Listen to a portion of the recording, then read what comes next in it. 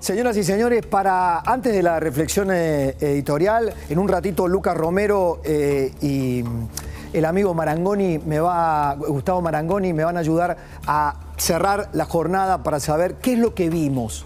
¿Qué es lo que vimos esta tarde? Pero no solamente para hablar de Cristina y del show de Pilar y de la UOM, sino también estamos cerrando una semana con una oposición que está más cerca de resolver sus cosas en un cuadrilátero que en las urnas. Con lo cual, los invito a que repasemos en imágenes esto para reflexionar sobre la hiper y cómo la Argentina está coqueteando con la hiperinflación. Dale. Hola.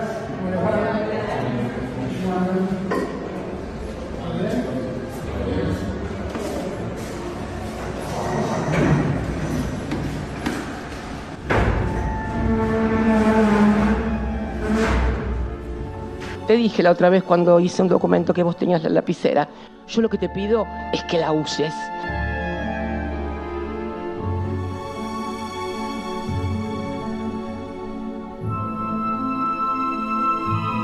Le hemos ganado a la incertidumbre y empezamos de vuelta a estabilizar nuestros fundamentos macroeconómicos.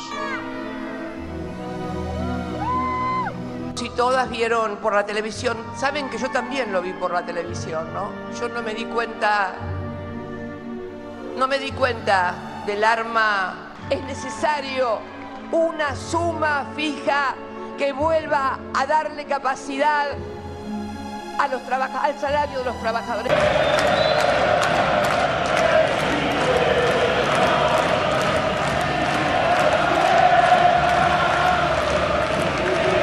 Estamos coqueteando con la hiperinflación, ¿no? Creo que la frase más realista de todo lo que acabamos de ver, como si se tratara de un documental del cine de terror, ¿no? Cine de viernes, momento del terror. Es la de Gabriel Rubinstein, que aparece acá medio escondido, frente a los tres personajes que dominan la escena pública hoy en el gobierno. No, él dijo, estamos coqueteando con la hiper. Se lo dijo a los legisladores esta semana discutiendo el presupuesto, pero también se los está diciendo a los tres protagonistas que lo han convocado. Lo convocó Massa, lo aceptó a regañadientes Cristina. Alberto ya está resignado. Creo que es el dato. La Argentina está muy mal. La inflación el año próximo, ya desde una base de 3 dígitos proyectada, hará picos de 120 a 130% sin que ningún acontecimiento extraño o más complejo ocurra. Me decía Esteban Domecq, uno de los economistas más precisos en este momento en los estudios, que hemos entrado en otra dimensión de la inflación. Hasta hace muy poco, y en esos periodos que rememora Cristina, incluso en los 4 años de Macri, vivíamos una inflación atada a devaluaciones. La devaluación de la moneda generaba un salto inflacionario como el que ocurrió en 2014 con Kicillof, ¿recuerdan? Y a partir de allí, como fue ocurriendo sucesivamente.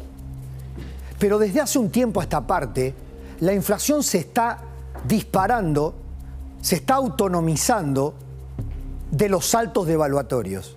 Y eso tiene que ver con algo que el propio Rubinstein planteó. Hay algo que es intangible y que no lo terminamos de entender nunca, a veces no lo terminan de entender los propios economistas, que es la caída de la demanda de dinero.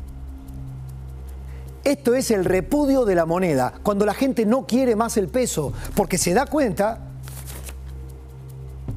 que hay algo que lo hace perder valor. La política siempre, o casi siempre, no siempre, casi siempre, y en esto el kirchnerismo es un maestro absolutamente caprichoso que pretende enseñar terraplanismo, una teoría que ya el mundo desecha, le trata de hacer ver a sus acólitos y a los que todavía le creen que la culpa de la inflación es de los malditos empresarios, especuladores, que solo habitan la Argentina. La veo sentado frente a mí a Zulemita Menem. Su padre lo entendió claramente. lo entendió claramente y era peronista. Nos habíamos quemado en el fuego de la hiperinflación en el final del periodo de Alfonsín. Quizás no eran los planes de aquel Carlos Menem originalmente, que prometía la revolución productiva y el salariazo, pero algo hizo el pragmatismo, escuchar, entender el tiempo que le toca vivir al que le toca gobernar, que la Argentina había tocado fondo y que había que establecer un plan de estabilización con fortaleza política para cambiar las reglas de juego, insertar a la Argentina al mundo. Después podemos discutir todo lo que usted quiera, pero no por casualidad, hasta hay una agrupación en la Universidad de Itela que se llama Menem. La aparición de Javier Milei, de los libertarios y los liberales, planteando basta de ese Estado infinanciable, basta de la estafa monetaria, basta de la estafa de la casta política que se nutre de la devaluación, de la multiplicación de una moneda que no sirve, para seguir empobreciéndonos. Tiene que ver con un final de época. Y Cristina no se ha dado cuenta. O si se ha dado cuenta, es tarde para retroceder de su propio relato. Cristina hoy aparecía como una líder política al que se le acaban los trucos de magia. Ya no cautiva como antes. Si ustedes veían los rostros allí en el microestadio de Pilar, en la sede de la UOM, había mucho aparataje, había mucha artificialidad, había mucho clamor y gorritos CFK 2023 para sostener una ilusión que se les cae a pedazos, porque esa gente que va ahí, como decía Johnny, esos obreros de la Unión Obrera Metalúrgica, salen de ahí, se comen un choripán, pero después vuelven a su casa y su mujer les cuenta sobre sus hijos, que no tienen cómo seguir mandándolos a la escuela, que ya no les alcanza en la compra semanal, que ya no pueden darse el gustito de salir el fin de semana para darse la vueltita que se daban antes. Entonces, todavía serán peronistas, algunos serán kirchneristas, pero no comen vidrio. Yo no sé hasta cuándo podrá sostener esta mujer esa atracción sadomasoquista con una parte de la sociedad. Los binomios sadomasoquistas, cuenta la psicología, lo estudian los expertos, tiene que ver con una relación entre el placer y el dolor. Hay placer en el dolor. Nos tenemos que preguntar en qué momento nos ha generado placer el dolor a los argentinos, para no poder enfrentar el dolor con absoluta fortaleza y erradicarlo. Vivimos un momento de angustia enorme. Y aquí quiero cerrar el capítulo con la oposición, porque no parece en serio estar a la altura del desafío por venir. En Juntos por el Cambio están jugando el juego peligroso del parricidio simbólico. No se animan, quieren, se atreven un poco más, sacarse la figura de Mauricio Macri como un líder que les genere sombra y les evite ser Patricia Bullrich, Horacio Rodríguez Larreta, los propios radicales, el propio Mauricio Macri, que juega este juego ambiguo de ¿soy o no soy? ¿Segundo tiempo o no? ¿Hay un para qué? A mí me parece genuino preguntarse el para qué. El punto es, si no establezco el cómo, y esto está haciendo un cortocircuito hoy en la sociedad. ¿Para qué quieren volver Juntos por el Cambio? ¿Para hacer parte de la tarea que no se hizo? ¿Para enmendar lo que se hizo mal? Explícame cómo, pero rápido explícame cómo.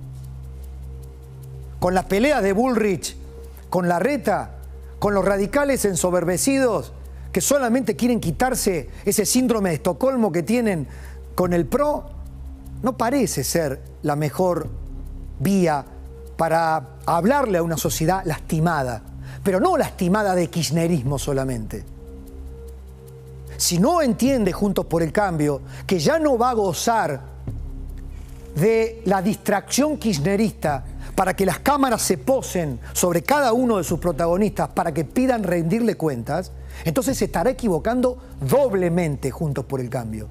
Por algo anda Milei dando vuelta.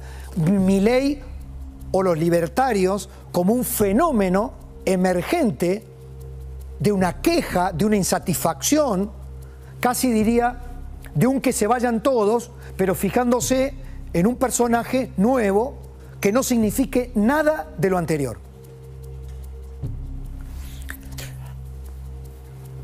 Coquetear con la hiperinflación es jugar con el pasado. Yo tengo memoria fresca, ya con mis 51 años.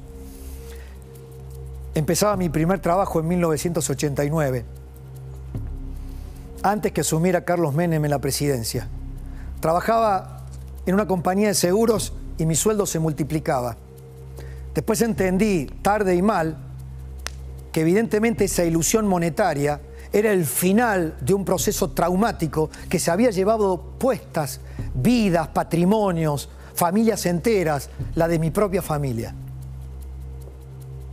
Quienes tenemos memoria de una estabilidad provisoria, pero también quienes tenemos memoria de ese pacto democrático de 1983 al que aludió cínicamente Cristina Fernández hoy, y digo cínicamente porque hizo todo para bombardear ese pacto democrático, para polarizar la sociedad, para enfrentarnos amigo-enemigo.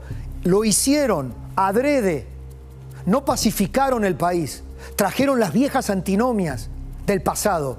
Alfonsín y Menem, con todos sus errores, de la Rúa, el resto de los políticos argentinos, habían intentado, reitero, con todos sus errores, no volver a las cavernas del enfrentamiento entre los argentinos.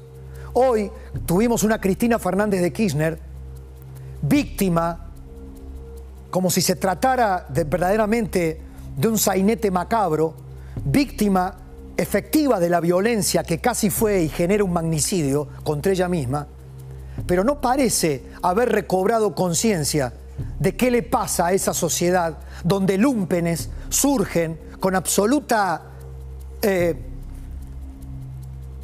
capacidad de atentar contra quien sea y contra quien se les ocurra. Creo que el sadomasoquismo que ha ejercido Cristina Fernández de Kirchner durante todos estos años está llegando a su fin.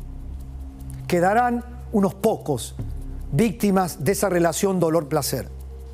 Al resto no se nos hará fácil, porque nadie nos está garantizando una relación psicológica sana para reencontrarnos con la buena política, con las buenas prácticas, con la necesidad imperiosa de restaurar el tejido social y la conversación pública. Pero se hace imperioso, porque coqueteando con la hiper no va a ser el camino.